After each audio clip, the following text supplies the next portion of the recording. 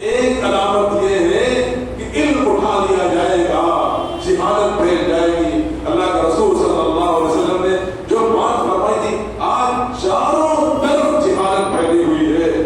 میں نے اس سے پہلے بھی عرض کیا تھا، اگر کسی مسلمان کو پکڑ کر کے آپ پوچھیں کہ اللہ تعالیٰ نے قرآن مجید کیوں نازل کیا، تو میں آپ سے دعوے کے ساتھ کہتا ہوں، مسجد میں بیٹھا ہوا ہوں، 100 مسلمانوں میں کوئی ایک مسلمان بتا پائے گا کہ اللہ تعالیٰ نے قرآن کیوں نازل کیا۔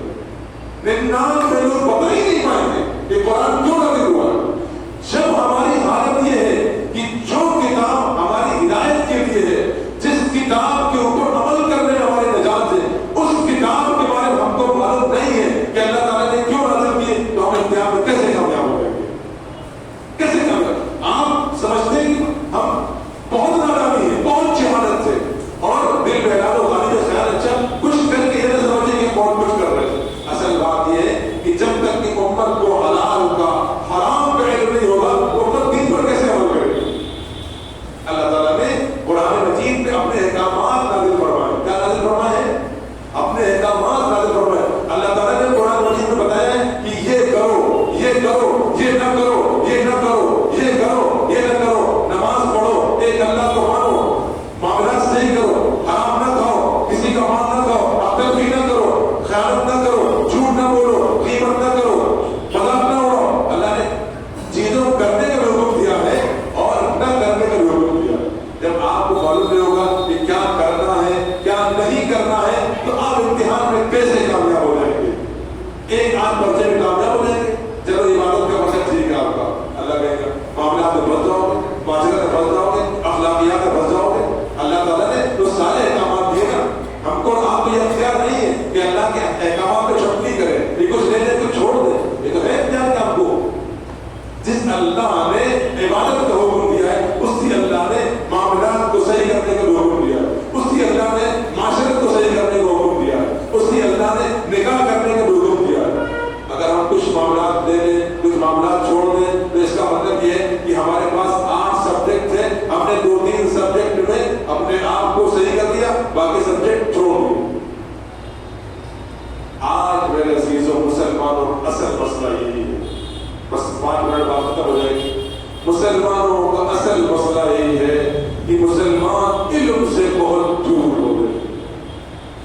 مسلمان علم سے بہت دور ہو رہے ہیں، وہ دین کا علم نہیں پڑھ رہے ہیں، نہیں سیکھ رہے ہیں۔ اور مسئلہ صرف یہ نہیں ہے، مسئلہ صرف یہ نہیں ہے، بلکہ مسئلہ اب یہاں تک کی پہنچ گیا ہے کہ ہماری جو نسل نسل آ رہی ہے، خاص طور سے ہماری خواتین، ان کو کچھ نہیں معلوم ہے دین کے بارے میں، کچھ نہیں معلوم ہے دین کے بارے میں۔ ہاں معلوم ہے، وہ کچھ وظیفے جانتی ہیں، کچھ تسبیحیں جانتی ہیں، 24 سورے 26 سورے یہ جانتی ہیں، لیکن یہ جانتی ہیں کہ اگر شوہر ناراض ہے اللہ مغفرت نہیں کرے گا، اگر پڑوس والے ناراض ہیں اللہ مغفرت نہیں کرے گا، اگر قطع تعلق نہیں کر رہا انسان تو اللہ کے حضور اس کے نام اعمال نہیں پیش ہو رہے۔ یہ نہیں معلوم دوشمبے جمعرات کو نام اعمال پیش ہوتے ہیں، لیکن ان لوگوں کے اللہ تعالیٰ نام اعمال چیک نہیں کرتے ہیں، ان کے آپس میں تعلقات خراب ہوتے ہیں۔ اس لیے دوشمبے جمعرات کو رسول اللہ صلی اللہ علیہ وسلم روزہ رکھا کرتے تھے۔ نہیں بات، اگر کچھ وظیفے آپ نے سیکھ لیے ہیں، 26 سورے پڑھنا سیکھ لیے ہیں، یہ ایک بہت اچھی بات ہے، لیکن اس کے مقابلے میں اگر آپ کو نہیں معلوم ہے کہ میرے ذمہ حق کیا ہے، میرے ذمہ حق کیا ہے، مجھ پر میرے بچوں کا کیا حق ہے، مجھ پر میرے والدین کے کیا حقوق ہے، مجھ پر اگر بیوی ہے میرے شوہر کے کیا حقوق ہے، اگر شوہر ہے تو مجھ پر میری بیوی کے کیا حقوق ہے، میرے اوپر ہمسائے اور پڑوسی کے کیا حقوق ہے، میرے اوپر بھائی بہنوں کے حقوق کیا ہے، میرے اوپر عزیز رشتے داروں کے حقوق کیا ہے، معلوم نہیں تو کیسے ادا کرو گے بھائی؟ معلوم نہیں ہے تو کیسے ادا کرو گے؟ یہ اصل مسئلہ ہو رہا ہے۔ مسلمان علم سے بہت دور جا رہا ہے، اور نوبت یہاں تک کی پہنچ گئی ہے کہ اب اس کے عقائد بھی گڑبڑ ہونے لگے ہیں، عقیدہ بھی خراب ہونے لگا ہے۔ اگر کسی مسلمان سے آپ پوچھیں کہ قرآن کے بارے میں آپ کی سوچ کیا ہے، آپ کا مائنڈ کیا سیٹ ہے، تو مسلمان تو یہی کہے گا کہ قرآن صرف پڑھی جانے والی کتاب ہے، قرآن صرف سارے ثوابی کتاب ہے، قرآن صرف جھاڑ پھوڑ کی کتاب ہے۔ استغفر اللہ استغفر اللہ۔ بڑی بات ملے گی قرآن میں آپ کو؟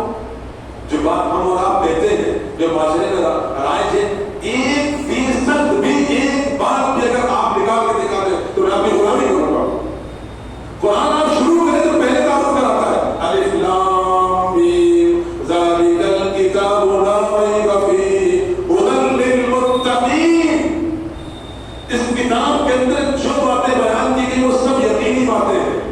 انسان شک کرتا ہے، انسان کی باتوں میں شک و شبہ ہوتا ہے، لیکن یہ کتاب اس ہستی کی طرف سے ہے جو سب سے بڑا جانکار ہے، جس نے کائنات کو پیدا کیا، اس میں جو بیان کیا کہ سب یقین ہے۔ ھدی للمتقین، اور یہ راستہ دکھاتی ہے، زندگی گزارنے کا طریقہ بتاتی ہے۔ ھدی کے معنی کیا ہے؟ زندگی گزارنے کا طریقہ، اہدنا الصراط المستقیم، یہ زندگی گزارنے کا طریقہ بتاتی ہے۔ ھدی للناس، ھدی للمتقین، فذکر بالقرآن من یخاف وعید۔ ہے ہمارا عقیدہ؟ کسی مسلمان سے پوچھے کہ قرآن کے بارے میں آپ کا کیا خیال ہے، نہیں بتا پائے گا۔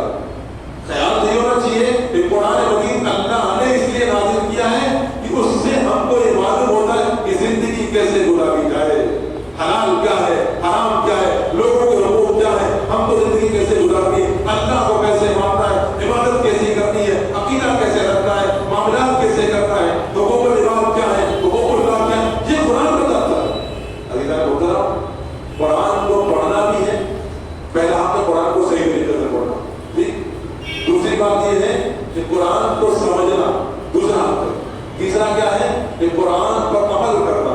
چوتھا قرآن مجید میں کیا ہے کہ لوگوں تک کی اس کو پہنچانا۔ قرآن آپ کی قومی کتاب نہیں ہے، قرآن ساری انسانوں کی کتاب ہے، ساری انسانوں کے لیے اللہ نے نازل کی۔ ھدی للناس، یہ سارے لوگوں کے لیے ہدایت ہے، یہ سارے لوگوں کے لیے ہدایت ہے۔ یہ کوئی قومی کتاب نہیں ہے، یہ مسلمانی کتاب ہے، مسلمانی کتاب نہیں، سارے لوگوں کی کتاب ہے۔ تو قرآن کو پڑھنا بھی ہے، سمجھنا بھی ہے، عمل بھی کرنا ہے، اور اس کو لوگوں تک بھی پہنچانا بھی ہے۔ اگر ایک ٹائم میں اس کی تبلیغ کرنا ہے، اس کی دعوت دینا ہے، اس کو گھر گھر پہنچانا ہے۔ یہ 4 حقوق ہیں، مسلمانوں کو معلوم ہے یہ حقوق۔ اللہ کے رسول صلی اللہ علیہ وسلم نے فرمایا کہ ایک شخص قرآن پڑھتا ہے، ایک شخص کیا کرتا ہے؟ قرآن پڑھتا ہے، لیکن اس کے اوپر عمل نہیں کرتا ہے، اس کے اوپر آپ صلی اللہ علیہ وسلم نے فرمایا کہ اس کے اوپر عمل نہیں کرتا ہے، اس کے حلال کو حلال نہیں سمجھتا، اس کے حرام کو حرام نہیں سمجھتا ہے، تو گویا کہ اس نے قرآن کو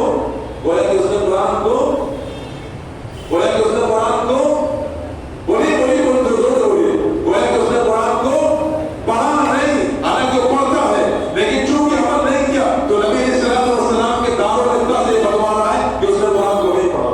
ہم میں سے کتنے لوگ ہیں جو رات دن قرآن پڑھتے ہیں لیکن عمل نہیں کرتے؟ اب تو پڑھنے والے بھی کم ہو گئے ہیں۔ اگر کوئی پڑھتا ہے لیکن عمل نہیں کرتا ہے، اس نے قرآن مجید نہیں پڑھا۔ تو ہمارا عقیدہ صحیح نہیں ہے، ہماری سوچ صحیح نہیں ہے۔ عزیزان محترم، اللہ کا فرمانبردار ہونے کے لیے، امتحان میں کامیاب ہونے کے لیے سب سے بڑی ضرورت ہماری اور آپ کی کیا ہے؟ علم، دین کا علم۔ سیکھیں سکھائیں، سیکھیں سکھائیں، اور سیکھنے پر بھی اکتفا نہ کریں۔ اگر ہمارے گھر والے دین کے علم سے محروم رہ گئے تو قیامت کے دن ہم پکڑے جائیں گے۔ اتنا علم ہم حاصل کر لیں جس سے دین کو سمجھ جائیں، اتنا علم اپنے بچوں کو دے دیں جس سے بچے دین پر عمل کر سکیں۔ عزیزان محترم، میں نے بات کیا شروع کی تھی، اس کا خلاصہ سن لیجیے۔ اللہ تعالیٰ نے ہم کو اور آپ کو بغیر مقصد کے پیدا نہیں کیا، فضول نہیں پیدا کیا ہے۔ اللہ تعالیٰ نے ہم کو اور آپ کو ایک مقصد کے تحت پیدا کیا ہے۔ مقصد کیا ہے؟ امتحان کے لیے پیدا کیا ہے۔ امتحان اس بات میں کہ کون اچھا عمل کرتا ہے۔ اچھا عمل تو وہی کرے گا جو علم رکھتا ہوگا، اور اللہ تعالیٰ نے ہم کو آپ کو کیوں پیدا کیا؟ اپنی فرما برداری کے لیے، اپنی اطاعت کے لیے۔ اگر یہ مقصد آپ کو ازبر ہے، اگر مقصد آپ کو یاد ہے تو پھر آپ کی زندگی کامیاب ہے، اور اگر مقصد ہی یاد نہیں ہے تو پھر زندگی کیا ہے بھائی؟ کیا ہے؟ ناکام ہے۔ اس کے لیے میں نے بہت زور دے کر کے جو بات بتائی ہے وہ کیا ہے؟ وہ کیا ہے؟ دین کا علم حاصل کرنا ہے، دین کا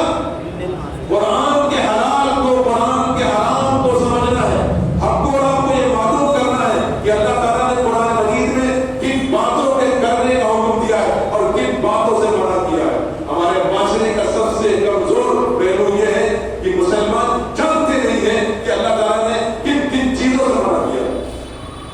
منع کر مسلمان شراب پینا حرام، سور کا گوشت کھانا حرام، بس اتنی بات ہے. اور جھوٹ بولنا کیا ہے؟ وہ بھی تو حرام ہے. غیبت کرنا کیا ہے؟ وہ بھی تو حرام ہے. کسی کا مذاق اڑانا کیا ہے؟ وہ بھی تو حرام ہے. عیب نکالنا کسی کے، وہ بھی تو حرام ہے. کسی کی جاسوسی کرنا وہ بھی تو حرام ہے. کسی کو تانا دینا وہ بھی تو حرام ہے. مسلمانوں کو حرام چیزوں میں دو چیزیں معلوم ہے کیا؟ شراب اور زور. استغفراللہ. اگر آپ امتحان میں کامیاب ہونا چاہتے ہیں، ہم اور آپ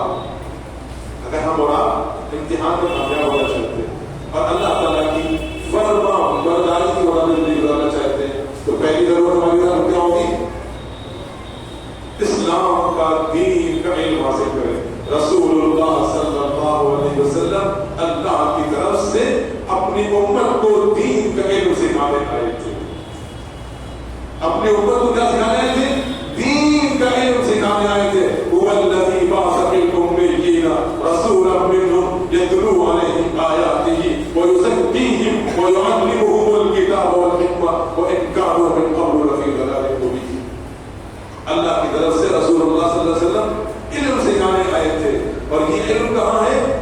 قرآن مجید میں. یہ علم کہاں ہے؟ اللہ کے رسول صلی اللہ علیہ وسلم کی حدیث میں ہے. یہ علم کہاں ہے؟ قرآن میں ہے، حدیث میں ہے. یہ علم کون لایا؟ اللہ کے رسول لائے. یہ علم کیوں آیا ہے؟ تاکہ انسان اپنے رب کے آرڈر جانے، اپنے رب کے فرامین جانے، اپنے رب کے احکامات جانے. اللہ نے قرآن مجید احکامات بیان کیے. اگر ہم نہیں سیکھیں گے تو کیسے امتحان میں کامیاب ہوں گے؟ اگر ہم نہیں سیکھیں گے تو کیسے اس کے اوپر پابندی کریں گے؟ عزیزان محترم، اس مجلس کا خاتمہ ہونے والا ہے. اس نیت سے اٹھیے کہ ہم دین کا علم ٹھوس طریقے سے بنیادوں سے سیکھیں گے.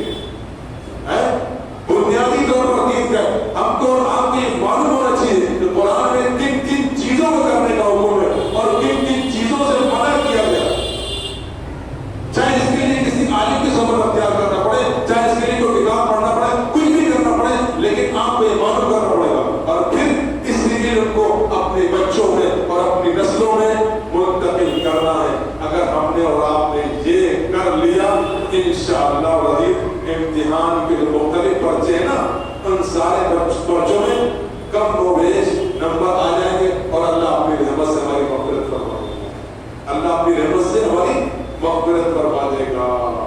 اور اللہ جب رحیم ہوگا تو ہم کو کیا دے دے گا؟ جنت دے دے گا. اور اگر ہم نے بچوں کی تیاری نہیں کی ہے، فزکس میں کیا ہے، میتھ میں کیا ہے، لٹریچر میں کیا ہے، کچھ جانا ہی نہیں، تو کیسے میرے جیون کامیاب ہو گئے؟ امت کا سب سے بڑا مسئلہ یہ ہے کہ امت مستقل جہالت کی طرف، نادانی کی طرف جا رہی ہے، علم کی طرف اور اللہ کی شریعت کے سیکھنے کی طرف نہیں آ رہی ہے. اسی بات کے لیے پروگرام کیا جاتا ہے. آپ کو اندر یہ جذبہ پیدا ہو جائے کہ ہم کو اور آپ